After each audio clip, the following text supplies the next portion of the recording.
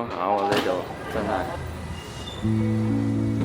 第一次嚟日本嘅鄉下喎，真正係呢一趟 JR 站嘅終點站。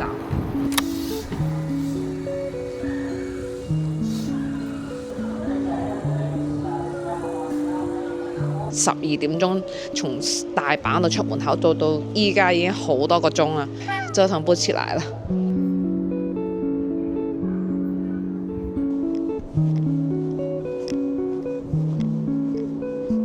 我哋嗰兩隻篋太大啦，想揾一個升降機啊，呢度係冇㗎。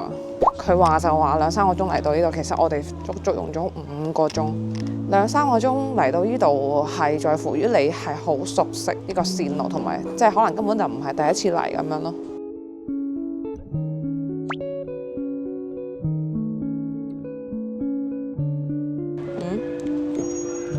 原來呢度可以浸溫泉嘅。好似冇的士嘅蹤影喎，點算呢？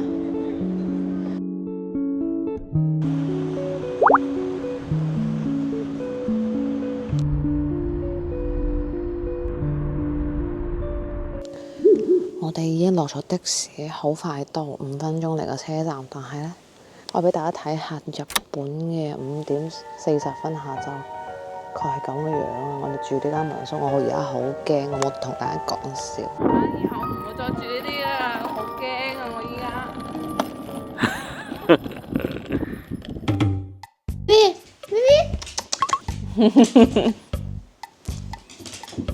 見到一隻好熱情嘅狗仔，Lily，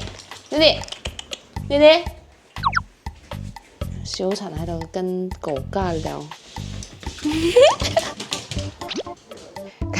好在呢間民宿嘅房東咧係中國人嚟嘅，咁咧佢都好熱情，包括佢隻狗都好熱情啊。咁啊傾咗一輪，跟住之後咧先至發現個房東佢就係住喺呢度嘅，同我哋一齊住喺呢一個咁樣嘅一個日式嘅 house 呢度。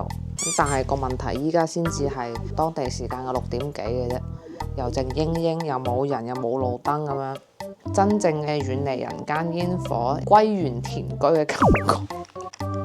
好 old school 嘅房，榻榻米，咁咧呢一度係我哋踎住食嘢嘅地方，定係咁樣坐，即係可以咁樣跪住食，日式嘅湯門嚟嘅。咁夜晚就唔方便同大家 room tour， 仲包括有個好靚嘅庭院。白天嘅時候再同大家去 share 下我哋今次住嘅呢一間咁有特色、咁歸園田居嘅房間啦，就係咁。俾大家睇下我哋呢條路。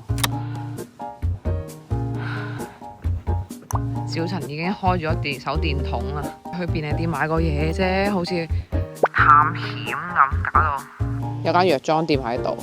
我哋都仲係未到嗰個便利店嘅，不過就光線足啲，就感覺個成個人係安全啲嘅，我覺得。咁我哋要去對面嗰間全家點算呢？就要喺呢條類似斑馬線嘅地方過馬路啦。究竟可唔可以咁樣過呢？揾咗個油站嘅小哥問咗下，佢全程講日文，我全程講英文，即係大家聽唔明，大家就用手語啦。咁就佢就係話係啱先就係呢條啦。好啦，我哋卒之嚟到咗全家。買咗一堆嘢，小陳忍唔住喺便利店門口已經要砌呢隻包，睇下有冇食黑豚喎。都幾好食，反正係中國包。得唔得啊？佢條番薯一般啦，好大。